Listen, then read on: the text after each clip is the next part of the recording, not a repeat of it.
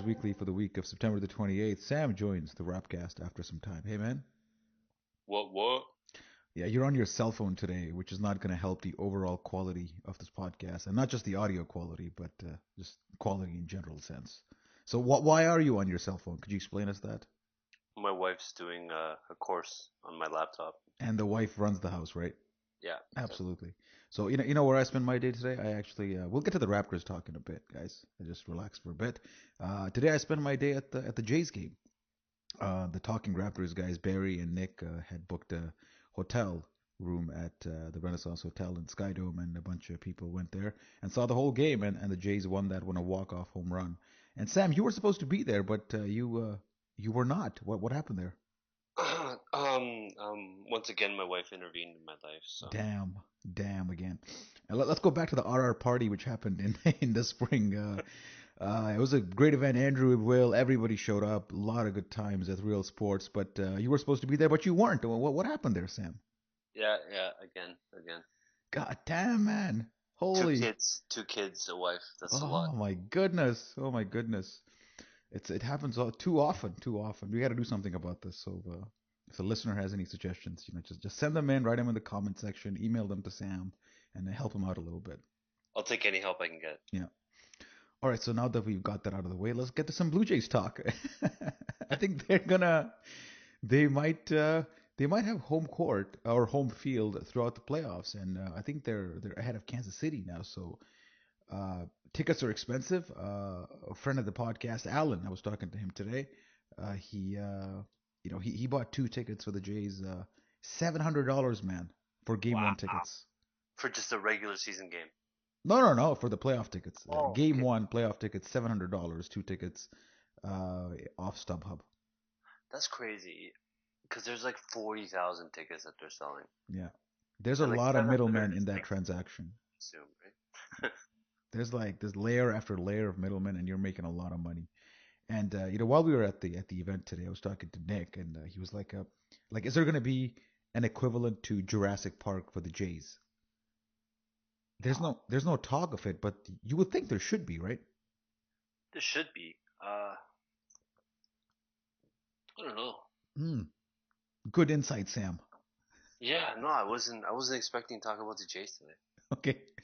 All right, but yeah, I think it should be, man. I mean, if you can muster up 15K or 10K people for the Raptor game outside ACC, I think there's a lot more Jays fans there are Raptor fans. So I think the whole town would be buzzing for the playoffs if they manage it well. But I don't think the Jays PR people are as clever as the Raptors ones. Yeah, no. So my one of my buddies made a real big point that there's a lot of bandwagon jumpers right now with the team. So they're gonna fill up. They'll probably do something outside the ACC even too. I don't think they have the same sort of thing for Jays. So figure something will happen outside the ACC. It's gonna be crazy anyways downtown. Yeah, absolutely. And adding to the craziness of all this, Sam, as you know, Anthony Bennett has signed for the Raptors, which is a huge freaking deal People are because losing their minds, man. it's people are going nuts. They're like buying the championship route is being planned. It's crazy. Twitter is a buzz. The news was officially broken by Shams Charnia, who is now part of Yahoo Sports. So congratulations to Shams. He's like the new Woj in the making. Uh, He's like the new young watch, man. New generation watch. Absolutely, we're proud Came to out of have him. nowhere. Yeah, Shams Charnia. Everything he tweets, Woj retweets these days. So it's good stuff for Shams, man. So he's the one who kind of wrote the article about the Raptors officially signing Bennett. It's a minimum salary contract. He still gets paid like 5.8 or whatever it is. I think Minnesota keeps on paying him or whatever. So the Raptors get this guy. Obviously, the buzz here is that he's a Canadian. We already got Cory Joseph here. He's struggled obviously in his first couple of seasons in the league, and we'll talk about that. But your initial reaction to getting Bennett, like, how do you feel about this? Low risk, low reward. I don't know. Not very often you get a number one pick become available so quickly after he gets drafted, but his first couple years in the league haven't been impressive. I can't even name one highlight. Yeah, But this summer he played well at the Olympic warm ups. So that's promising. I don't know. I'm not excited. I'm not dismayed. Yeah. 15 Raptor spot. It's like selecting Caboclo last year, right? Yeah, so it's like, I mean, I was, this guy when he came into the league. There's actually like a video on YouTube which shows like all his made and missed field goals for the first like 14 games of the season, or for the first dozen games of the season when he came into the league. I mean, it was And 20 shots, so it's not. no, it's like it's a lot more than that. And it literally took him like 4 games to score 2 field goals. Yeah. He got off to a horrid start in this Horrible. league in every sense. Like couldn't finish, got blocked every time, took way too many jumpers. And that was the kind of the theme for his first season, was that he just took a lot of bad shots, a lot of bad perimeter shots, and whenever he went inside, he seems to get surprised by the size in the NBA. So the same shots that you used to get off at UNLV suddenly get blocked in the NBA, and he never kind of adjusted to it. And on top of that, he took basically 1 3 a game and shot like 30%, which is not a good number. And like if you look at his second season, the one thing you'll notice is that he got a lot better at just rolling to the rim. I think he Yeah. simplified his game down to, hey man, I suck so bad right now that to gain confidence, I just got to get some hoops. So I'm just gonna grab the ball off the pick and roll and just bulldoze my way to the rim. And he got some success there. So if you check out his highlights in his second season, you'll see a lot of dunks at the rim after some really like aggressive pick and roll play. So that's the one positive that you have for Anthony Bennett. But like other than that, he takes a Well, lot of he takes a lot of jumpers. It doesn't make him. The basketball IQ is a bit questionable, but you know he can run the pick and roll, which I guess is good. pick and pop more. I mean, he's a stretch four who can't stretch the floor, right? So, um, in Minnesota, we saw that he lost some weight. He came into camp not injured. I mean, he suffered. I can't remember what it was, but he suffered some injuries first year in Cleveland. So he came in better shape. He lost some weight. He's been playing all through the summer this year. So I mean, he should be in game shape. We should see him be able to run the floor, rebounds, and it's 15th spot. So I mean, he's probably going to take away Ronald Roberts' spot on the on the Raptors, which is don't even whatever. know who that is. Pardon? Don't even know who that is. Exactly. I mean, the summer league signing or whatever, but it Yeah. doesn't matter. I mean, this guy will forget about the basketball angle. Just from the marketing angle, he's going to be a big success here. Oh, I think perfect. I Yeah. think he's going to get a lot of fans in the building. They can play the Canadian card with Corey Joseph and him, so makes total sense from a marketing perspective. Absolutely. Just from a basketball perspective, I think he's just going to struggle to get minutes because he's not really that great or good at any part of the game. He does some things well, like pick and roll I mentioned. He's getting a little better finishing at the rim, but it's still quite poor. If you look at his shot chart, it's basically red everywhere except near the rim. So he has no range, no shooting range. Um, but at the same time, his shot, like his shot release looks okay. Like you would think that shot, the way he sets up for it, the way he rises, it should go in more often. But you just see a bit too much back room going on there. Well, he's still a baller, right? I mean, he's gone through college at a pretty good program. He's had a couple years of NBA coaching under his belt. So, I mean, the mechanics are there. He's an athlete at the end of the day. He's got good size. Um, I don't know. It's just not exciting, right? Like, what is he? Fifth power forward, fourth small forward. Like, Yeah, he's a I, 6'8" small slash power forward, but I just don't see how you can classify him as a small forward. The only reason he gets classified as a small forward is because he's 6'8" and not 6'10". His that's the only. game is not small forwardish at all. No, 100% agree. And he can't cover small forwards in the league on No, defense.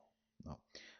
The new thin down version of Anthony Bennett that we saw last year and over the summer, I think that gives you some hope that he has some game in him. Like the USA game we won, he had a couple of huge shots in overtime in that game, including a three. So the summer gives you some hope, but we just gotta be careful that we don't expect too much of this guy, and there's a good chance that he might just end up in the D League. There's a huge chance he's gonna. I mean, he's the 15th player on this team, so I mean, we can't lose focus. We can't lose that focus. He's only on this team because he couldn't crack the Minnesota Timberwolves lineup, right? Yeah, So, I mean, take that for what it is. yeah. They have some nice talent in the front court, but I mean, if you can't get a 22-year-old, first round pick, some playing time in your rotation, I don't even know what did Minnesota win, 24 games last year? Yeah. Like, Yeah. Yeah, absolutely. That's the thing here. And if he's not Canadian, I can guarantee you he's not on the Raptors. Like oh, zero chance, zero chance. that's what got him this ticket here. Yeah, and I Yeah. think people are going to make a big deal about Canadian players picking picking the Raptors now that we're on the upswing. And I mean, there's something to be said about that, but like you said, he's only here because he was born 20 kilometers from the ACC. Yeah, absolutely. That's Anthony Bennett for you, man. Just looking at his numbers, it's just like if you peruse his NBA.com stats or his basketball reference stats, there's nothing here, Sam, that jumps out at you that goes, man, this guy is really good at that. The only thing that you could kind of, if you kind of tease out is, his rebounding is okay. He's an average rebounder for his position, or slightly above average maybe, but that's about it. But then again, His per 36 numbers aren't terrible, yeah, right? it, 12.7 rebounds. Like it's not 8-9 rebounds. It's not. It's yeah. You're stretching every time you talk about him and you try to extrapolate his potential. You're always stretching. You're always hoping that, okay, hopefully that part of his game kind of goes to the next level or the two levels above, so he can become a decent player. But right now he really is a player that is on the fringe of the NBA, and the Raptors really are giving him a second chance. The fact that he passed, cleared waivers says something, and I think that had to do more with his salary and all that. But it says something when a guy like that clears waivers. Yeah. So I mean, Portland was, I think, the only other team I heard about. Portland, possibly Sixers, who might have had interest in them.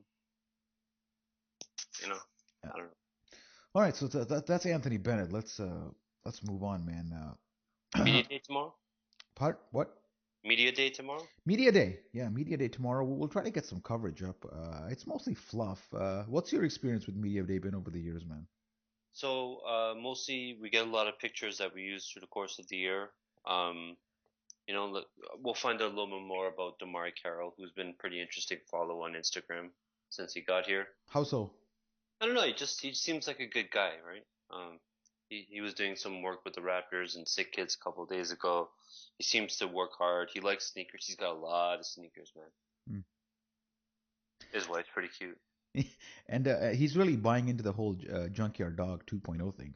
Yeah, yeah, That's yeah. like his hashtag of choice. I don't know how I feel about that. I think that kind of almost undersells him to the team, right? I think so. Because he's here to do more than just be Junkyard Dog 2.0, and I feel that we're like if that's our expectation of him, we're kind of selling him short, and it should be more like not Tracy McGrady, but like somebody who's an actual scorer on this team and does more than just hustle. Yeah, like, I don't know. He's got to hit those corner threes. He's here to play perimeter defense. Like he's the small forward we've been looking for since what? Since McGrady left, right? Like we've been looking for DeMarre Carroll for a really long time and aligning yourself with JYD. Yeah. Maybe it's just. I mean, he works hard, so I mean, he thinks of himself as like a hard worker, and he always says hard work is a talent. So he feels like his talent is hard work, and Mm. I appreciate that, and I think a lot of the fans in Toronto will appreciate. But Mm. um, we want more than just hard work. Yeah. Hey, you want to take some Twitter questions because I had a tweet out before the podcast, and a lot of people responded, so we should get to a few of them at least because Let's people do it. were nice enough to write back to us. So let's start with Octopus Man, a tweet of Irani, and it goes. I think this guy changes his actual name like every other week. All the time, yeah. Yeah. So his question is, what do you think about Wright and Joseph playing together off the bench for stretches? He's referring to Delon, Delon right? Wright and Cory Joseph. Sam, in case I got to remind you who we drafted. Is it possible? Yeah, why not? Why not? Why isn't it possible? They both appear to be good ballers. Yeah. One's a senior, the other came from the Spurs. Your first reaction is like there might not be enough shooting in the backcourt, but if you got complementary shooters at the 3 and 4, it shouldn't really matter who's on the backcourt. Um, and it's not like these guys are chumps for shooters. They can shoot their own from the mid range. There's not enough 3-point shooting in this lineup, but I think there's good size, there's good defense, so I see no issue with something like that. Well, definitely. In certain games, I mean, we're not going to see them a lot. or often. Maybe late in the season we'll see a lot more of that. But Delon Wright seems to be a Casey guy, so he might make an investment in him. Yeah, I think Casey tends to go harder on rookies. He doesn't give them as much playing time as maybe they deserve. But I think DeLon Wright's going to be an exception. He's not going to view him necessarily from the Terrence Ross lens or the JV lens. I think he'll give him more of a pass and more of a leash because the guy is a senior. The guy is a defense first guy, so he Yeah. aligns nicely with Casey. So he probably has a much longer leash, and we'll get to play through mistakes, and we'll see more court time than you would expect a rookie under Casey. Yeah, for sure. I totally expect that, actually. I don't know why. It just feels like that's going to happen. Yeah, I think this is a hand-picked draft pick. I think this is one of those picks that Masai kind of went to Casey and goes, okay, who do you want on the draft? What makes the team better? And I think Casey goes like, I need a defensive guy at the point guard. And we saw what Vasquez didn't do last year, and he picked Wright, and I fully expect Wright to get some serious playing time. Not serious like 25 minutes a game, but serious like between 8 to 10, sure. Exact, which is a lot for a point guard coming out of college. Just to restrict. I agree. Actually, your point kind of scares me. Well, maybe not scares me, but it makes me think if if if Ujiri actually said to Casey, "Who do you want?" and he picked Delon Wright, is Casey gonna get re-upped, right? Yeah, well, at the 20th pick, I mean, we saw how Masai Ujiri reviews the 20th pick. He just doesn't give a shit about it. The fact that he chose Bruno Caboclo the year before says that he doesn't care either way what this pick yields. And we had the 20th pick again this year, and he figured that his roster is pretty much set. This is flip a coin, like it's darts you're shooting at this point. So just let Casey have a swing. I mean, you're not going to get much at 20th pick. They might have got somebody who could have put up a couple points and rebounds last year instead of Caboclo, but yeah. I mean, if you're counting on the 20th pick to turn your team around, you're in big trouble. Yeah, absolutely. So yeah, that's. I don't know if he answered the question, but I think the answer is a yes there. Yes, definitely yes. And then Remco Rinkema, he's at Remco Media. He goes, I just moved to Toronto. Please discuss some prime places to watch the game in the city besides the ACC and Real Sports. Besides the ACC and Real Sports. We really should have prepared for this podcast. A little bit more, yeah. Yeah, it probably would have helped. What joints just jump out at you, man? Places to watch sports in Toronto other than ACC and Real Sports. Anything come to your mind? Hoops, maybe? I don't know. Yeah, Hoops is... Kilt. We've been there a couple times. I wouldn't recommend Tilted Kilt for watching sports. But the Hoops is a good call out because we held a few parties there for Raptors Republic too. And like before the whole, Real Sports took over the scene, Hoops used to be actually a nice place to watch basketball, young in college. Yeah. Still is. Lots of TVs. I don't know if they still have the smoke room in the middle of the building. That was a bit odd. So Hoops is comes to mind on Young in College at Remco Media. I'll give a shout out to Gabby's if you've been to a Gabby's. There's one on Young, I believe. Those are always decent. It's a good crowd there. There's what? There's a place called the Contender on Dundas West. Yeah. That place is pretty cool. Actually, we stumbled in it by accident, but they do a lot of sports there. Yeah. They have a lot of TVs. Yeah. If you're a little outside the city in Vaughan, there's Wegs, which is supposed to be pretty good. I've been there once. Yeah, that place is crazy, but I mean that's in Vaughan. Yeah, it's in Vaughan though. Besides, I mean, Real Sports is a good place to watch a game, though, man. Exactly. Like a lot of the food's pretty good there, and like you get good service and. Yeah, so I mean, if you gotta go and watch a game, man, I think Real Sports you can't really lose. I mean, it's a very artificial atmosphere, but I mean, you're watching sports. I mean, what more do you need? Well, it was voted the best sports bar in North America, like when it opened last year, a couple years ago. Right? Yeah, rightfully so. Yeah. All right, so up next is Thomas Samot at Draftschmaft. There you go. He goes, whether KD will play the 3 or 4 in 2006. KD isn't Kevin Durant? Is that what he's maybe? Asking? Yeah. 2016's Kevin Durant, yeah. I think I don't know if he means if he's going to play that with the Raptors or in general. So I'll just say that I don't think KD will be making the switch to power forward a la Paul George, so he'll stick with the 3. That's my answer there. Paul George doesn't even sound happy about it. No, Paul George is pissed. He's not happy. In all fairness, after that breakage he had on his leg, that still makes me queasy. Like, he's a stick too. I don't know how he's gonna defend against big fours who are gonna back him down. Mm-hmm. He's not. He's gonna do what Rashard Lewis does, basically put pressure and then back away, and then hopefully they travel. And that worked well for Rashard Lewis. Yeah. Well, he had a long career, man. Yeah. I mean, because it was steroids assisted. Wow, allegedly. Alleged. All right.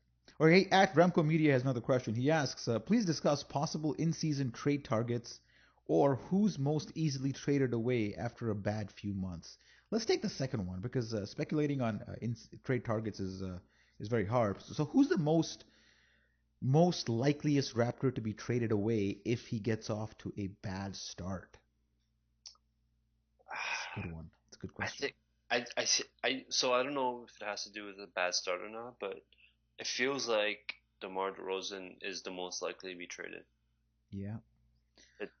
There's a lot of noise coming out about the contract situation, how he wants to test free agency. All of it valid, I think, from his perspective for sure. But you look at this team. I mean, they're not trading Valanciunas with that contract you just gave him.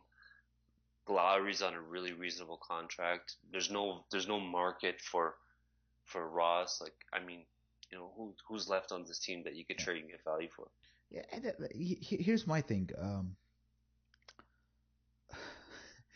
Because DeMarre DeRozan, well, Masai Ujiri for that matter, is a GM that loves asset acquisition. He's one of those guys that will acquire picks, stash them. He's all about flexibility and getting something in every deal, and always accumulating assets so he has flexibility. And I don't see him being the type of GM that will just let somebody like DeMarre DeRozan walk for nothing. No, zero. Yeah. He's not Brian Colangelo who will take that chance and miscalculate it and end up losing him for nothing. I don't think Ujiri is just that GM. So if he even senses that there's a 50% chance or a 40% chance that he loses DeMarre DeRozan, I think he's going to ship him and not risk losing him for nothing. So I would say if this contract situation, there's no guarantees, verbal or whatever, they're not seeing eye to eye on a number and a length of a deal, I'd say DeMarre DeRozan could be the first Raptor traded. But that has nothing to do with his play necessarily, but that's more his contract situation. Well, what do you think a fair contract for DeMarre is going to be? I think we've talked about this. I mean, you have to look at it from a percentage of a cap. So I think as much as you look at a number like $21 million a year, as much as in absolute terms you're like, there's no way DeMarre DeRozan, who can't shoot and can't dribble, is worth $21 million a year. But then you look at it in terms of some of the other deals that have gone down, and you look at it in terms of cap percentage. You're like, yeah, I guess that's what you got to pay that level of a player in the NBA these days. You can't compare the $21 million that DeMarre DeRozan will receive to I don't know, the $16 million that Kobe received like 4 years ago. Like those two numbers, they're not comparable anymore. No. I think you have to look at it in terms of the current cap situation, and yeah, it makes no sense in absolute terms, but from relative terms, hey man, that's what the price is. Yeah, no, I think so too. I agree. Yeah, but in terms of the Raptor who might be pushed away because he got off on the wrong foot or got off to a slow start, maybe Terrence Ross. Yeah, but what are you going to get for exactly? He's not even relevant. I mean, that's the thing. He's like cap fill at this point. Yeah. Right? Patrick Patterson, maybe. Again, what are you going to get for Patrick Patterson? Yeah, I don't know. So in terms of significant Raptors, I'd say DeMarre DeRozan is the first one kind of on the block. Everybody else, I mean, a guy like DeMarre Carroll or Jonas Valanciunas, Kyle Lowry, I don't think these guys get shipped. Maybe DeMarre Carroll would have value for sure. He would. His contract's relatively short too. I mean, he's only going to be 35 when it's over with. When the cap's going to be at like over $100 million. So there's a market for him for sure on like championship contending teams. I have no doubt about it. All right. So the next question comes from. This is from. There's a lot of questions, man. We'll take a few more here. at Eckensweiler, and he goes, if Bennett proves himself as rotation worthy, do they move Patterson or Scola? I'd say no Yeah. and no. If Bennett proves rotation worthy, you just have more depth at that position, and you don't move another stretch forward like Patterson, and you don't move a veteran like Scola. You just keep them all, and you find room for them. Well, maybe what happens is the small forward lineup gets shifted around, right? Like James Johnson doesn't play any four anymore. Yeah. And he becomes the third power forward. Yeah. Yeah. So there you go. I'm gonna skip a couple questions, then I'll go to Nolan Short asks, do the recent Canadian signings mean all Canadians will sign here eventually? Please advise. I don't know, Nolan. No clue. Next question. Uh, Nope. Kate C. We have a female listener on the podcast. That's a Yeah. shock. And she asks, she goes, where are the Raptors going? They're win now, but we have so many young people who need development. It's a weird question, man. I think that what she's asking is that we have a win now mentality for this current team, that we're kind of designed to win now. But what happens to the people who need development on this team? Um, I don't know if people need development on this team, man. Well, I mean, Ross does. Valanciunas still needs a little bit for sure, but But I don't think that. Caboclo and the other Brazilian, I can't remember his name right now, BB. Yeah, well, okay. Let's tackle this step by step here. Ross, nobody cares whether he develops or not. We've given him like 3 years, and there's not going to be any dedicated development time for Terrence Ross. He's taken that, he's used that up. So forget him. Jonas Valanciunas, Sam, I think you'll agree that he's a guy you can develop and win now at the same time. It doesn't have to be one or the other. I agree. And then you got guys like Bruno Caboclo, and Bebe Nogueira. Kate, that's why we have the D League, I say. Yep. That's where you develop those guys. You don't necessarily have to pick between winning now and developing players. I think the key players we have can be developed while we're trying to win, and the less mature ones like Bruno, they can be stashed away into the D League. I think it's as simple as that. Sam? Yeah. No. You. All right. All right. Chucking through, man. The next one is Hey, just quickly, what do you think? What do you think? What are our expectations for Bruno this year? none. He'll be playing in the D League. Zero, right? Zero. No. I made a prediction in my small forward recap that he will play some minutes, which will not be completely insignificant at the big club. I'd say in the second half of the season, if he's had a decent D League showing, they might bring him up and he might be used as 5 minutes a game to put pressure on in a defensive situation or something like that. So he might get those kind of minutes, but overall, we bought a D League team for the guy. Yeah. Okay. Mm. I feel the same. I just wanted to make sure we're on the same page. We're on the same page, Sam, as always. And the next question is from at Scott Sparling. This is the last one we're going to take, man, because there's a lot more. And thank you, everybody, for asking the questions, but we just got to get through this. At Scott Sparling asks, I really like the Anthony Bennett signing, but how bad could the situation get if the focus is on the Canadian kids and it becomes too distracting for the team? I'll let you get this one, Sam. I don't think the 15th person on our bench is going to be any distraction on this team at all. Yeah, I don't think so. Um, this is not the Canadian aspect is just a small sliver in this team. It's not the center focus or the centerpiece of what people are going to talk about. It's going to be a corollary in the newspaper articles, not the headline. So Exactly. I don't think it's really an issue. And when you I think about our Canadian, they're fringe players, Cory Joseph and Anthony Bennett. It's not like they're our first, second, third, fourth, or fifth best players. They're after that. Yeah, I can't help but think some people are going to make a really big deal about it. Who have a big soapbox. I think people like Rod Black and those guys will have tons of segments on Well, these two. I'm not even talking about the Rod Blacks of the world. I'm talking about some folks with blogs and who work for mainstream media. Yeah. But that's bullshit though. Who cares? Yeah. All right. Hey, let's take a quick break, regroup ourselves, and come back for part two.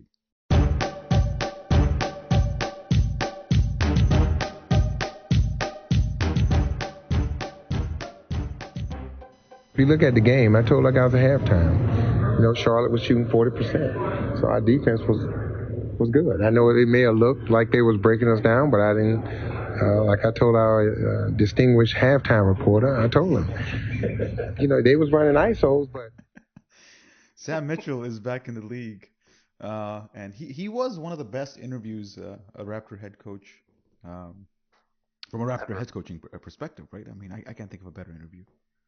No, and early on in his career, he gave him better ones before they started coaching him on what not to say. Yeah, I can't find some YouTube videos that I've viewed in the past, but he used to go at the media scrum quite consistently because he like Jay Triano or Dwayne Casey, whenever they get asked a dumb question, which happens a lot, really. A lot. It happens a lot, and they kind of smile and give you the politically correct answer and kind of move on. But Sam Mitchell was a guy that did not have any patience for that kind of stuff, and you look at his facial expressions while he's giving his responses, and you just know that he's just thinking you're a complete idiot. Just seething contempt was great. Yeah, just hated it, especially after a loss. If you asked him, like, you guys took a lot of jumpers. What happened, Sam? And he's like, well, yeah, shots. You got to hit your shots.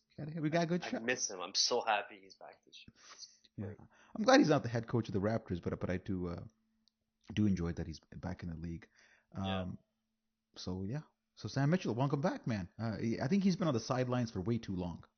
Yeah, well, he's been assistant coach for a few years. I think he had a stint in Jersey, and then last year or 2 years ago he landed back with Minnesota. Yeah, so just behind the scenes. But surprising that it took him that long to find a job. Now I think it's been what, like 6 years since he got canned. Something like that. Something like that. So it's been quite a long time since he got back into the head coaching bench. And a lot of Raptor, head coaches have not come back, right? Jay Triano was canned, and he hasn't found his way back to a head coaching position. He's not a head coach. Kevin O'Neill went, obviously went missing. He went to college. He went back to college. And then who else do we have? Triano's in Portland. Butch Carter got black belt from the NBA. He's doing his own thing. Yeah, Butch Carter never saw the court again. So yeah, it's Lenny Wilkins, I think, just retired from basketball. And there's also a few other names, like Jim Clemens is the most notable one. He was a part of the Phil Jackson's crew, who ran the Triangle in Chicago, got his first coaching gig at Dallas, and got canned there, and it was never to be seen again. So sometimes you get one shot, and if you screw up, you're kind of done. And it's not necessarily just about basketball. If you piss off the wrong people in your first gig, it's over. And small club, man. There's only 30 jobs. It's only 30 jobs. Yeah, absolutely. So we started part 2 of this podcast, Sam, without any topics whatsoever. But I just want to get your quick thoughts on the DeMarre Carroll signing, because you haven't been on the podcast for some time. When it first happened, what was your first reaction to the money? $15.5 million for a guy like that.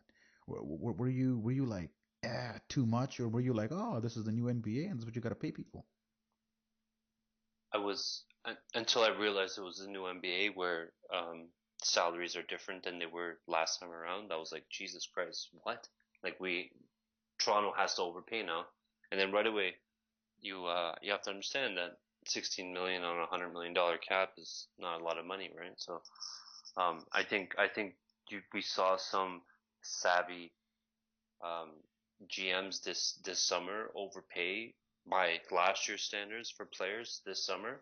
But once that new TV money kicks in, those are going to look really, really smart, and that cap goes up. It's just going to look really smart. And these are the types of moves that, they're not going to put you over the top, but if Ujiri is able to land, that next level talent that this team really needs to go to the next level, DeMarre Carroll signing is going to look like prophetic. Yeah. And if you look at the Washington series, which we got swept, obviously, defense was one of the big reasons we lost. We just couldn't. He would have helped us huge against Washington. Yeah, and that's my thing is that he's the type of guy that, like, do you think he's the type of the guy who you insert him into a series like that and he suddenly makes enough of a difference that you kind of swing the series around? Like, do you think one guy can make that kind of a difference in a series, or do you think it's a little more than that? So I mean, would we have won that series? Maybe, maybe not. But he would have at least given us something on the wing. Some shooting when we needed some shooting from the corners. Um, he would have helped a lot tremendously, I think. Yeah, I don't And know. attitude-wise, right? Like, we don't have grinders per se on this team. We have we have guys who are talented who have certain skill, but he seems to be the guy who can yell in the in the timeout huddle, get people excited, bump some chests in game. I kind of feel like he could be an Oakley type player, right? I mean, not Oakley level, but that type of player who can just get people together on the same page and lead them from a grinding perspective. Yeah, it's that swagger that sometimes you have to have on your team, which the Raptors have really never had. And we talked about earlier about JYD and Oakley was a guy like that, and these hustle guys. But it means so much more when your hustle guy is also talented, and he steps on the court and he's actually got game, and he's not just a cheerleader waving a towel and just like chest bumping you after every timeout. He's actually on the court and he's like leading the charge, kind of like Paul Pierce with the Wizards last year, right? Like it just inflates the confidence in this entire team to have a guy like that on the court with you. And I think that is an intangible that the Raptors have been missing for quite some time. Yeah. And the only guy I can point to currently on the roster who had that before Carroll was Kyle Lowry, but it's in spurts, right? He's one of those guys that like when things are going great for him, like he's ecstatic, he's jubilant, he's high-fiving people, it's high energy. But when things go south, he doesn't necessarily react to adversity well. He kind of goes spiraling out of control, and one shot turns into two bad shots, turns into like six bad shots, and suddenly his head dips and his body language dips, and you need somebody to pick you up at that time and pick the whole team up at that time. And Yeah. maybe DeMarre Carroll's influence beyond shooting and defense is in those areas. It could be. And Lowry was in a tough spot, right? He kind of got thrust into the limelight. He was never thought of as a top point guard in the league up until Toronto, right? People liked him a lot, but I mean, he's in the conversation now. And it's tough because he's had to gone through a lot. He's gone through a lot of adversity to get where he is now. Um, so he wasn't able to pick himself up when he got into slumps as quickly as needed, but I'm hopeful for him after what we've seen come out of him this summer. Like he looks fierce, man. Yeah. So I was excited about the DeMarre Carroll signing, and I still remain. Sometimes you kind of, your high kind of goes down after the summer, but I'm still quite excited about DeMarre Carroll and what he brings, man. It was huge to pluck him out of Atlanta, man. That was a perfect system for him. And it's not like he had we were overpaying, because I believe Detroit was going after him as well, and they were paying the same, if not a bit more. So just to get that action done early, get that signing done early was quite a win for the Raptors. And we haven't talked about that so much, that we actually plucked a major free agent for the first time in history without actually grossly overpaying for him. Yeah, no, for sure we plucked a major free agent. Yeah.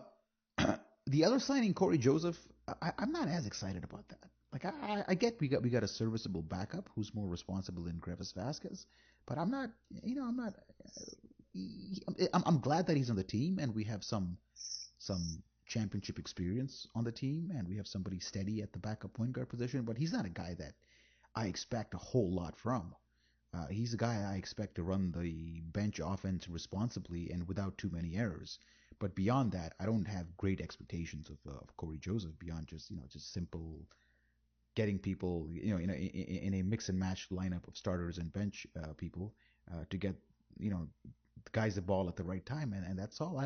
Do you think he has potential to be not all star, maybe like just really push Kyle Lowry for the starting position next season?